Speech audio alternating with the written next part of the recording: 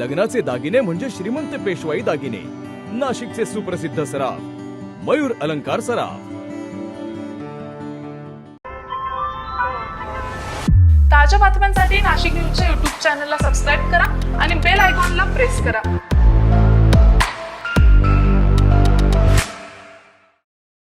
दौंड तालुक्यातून एक संतापजनक आणि मन सुन्न करणारी घटना समोर आलेली आहे. देऊळगाव राज्य परिसरात एका बापानेच आपल्या 9 वर्षाच्या मुलीची निर्घुण हत्या केल्यामुळे संपूर्ण परिसर हादरलाय.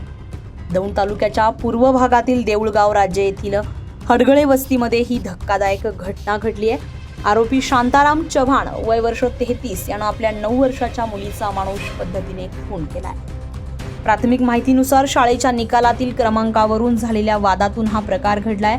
दारूच्या नशेत आणि संतापाच्या भरामध्ये आरोपीनं झाड तोडण्यासाठी वापरल्या जाणाऱ्या कटर मशीनने मुलीच्या गळ्यावर आणि हातावर वार केले. इतक्यावरच न थांबता मुलीला साडीमध्ये गुंडाळून पेटवून दिल्याचाही धक्कादायक प्रकार समोर आलाय. मृत मुलगी अनामिका वय वर्ष 9 ही आरोपीच्या पहिल्या पत्नीची मुलगी होती. तिचा भाऊ संस्कार वय वर्ष 10 यांच्यासह नुकताच शाळेचा निकाल लागला होता. या घटनेची माहिती मिळताच पोलिसांनी तात्काळ कारवाई करत आरोपीला अटक केली आहे. या प्रकरणी गुन्हा दाखल करण्यात आला असून पुढील तपास दौंड पोलीस करतात. दरम्यान दारूच्या नशेतून संतापाच्या भरात हे कृत्य केलं अशी प्राथमिक माहिती देत पोलीस निरीक्षक गोपाल पवार यांनी नेमकं काय म्हटलंय ऐकूया.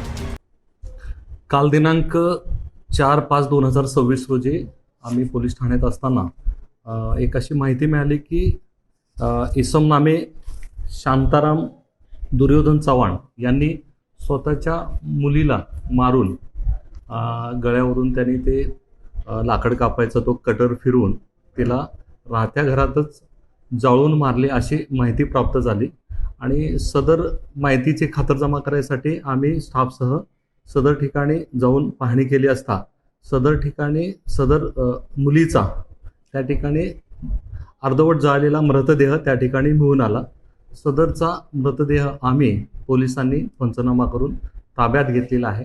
सदरचा मृतदेह आम्ही ससून या ठिकाणी DNA तपासणीसाठी आम्ही पाठवलेला आहे. सदर प्रकरणी यातील जो वडील आहे शांताराम दुर्योधन चव्हाण 33 वर्षे आणि त्यांची जी आता त्यांच्यासोबत एक त्याची लेडीज चिंगू शिंदबाद भोसले या दोघांना आपण ह्या सदर प्रकरणी अटक केलेला आहे. बाप लेकीच्या नात्याला काळीमा फासणारी ही घटना एका निष्पाप जीवाचा अशा निर्दयी पद्धतीने झालेला अंत यामुळे संपूर्ण परिसरात संतापाची लाट उसळली आहे. या घटनेनं पुन्हा एकदा समाजाला हादरवून सोडलाय. Bureau report Nashik news Daund. ताज्या बातम्यांसाठी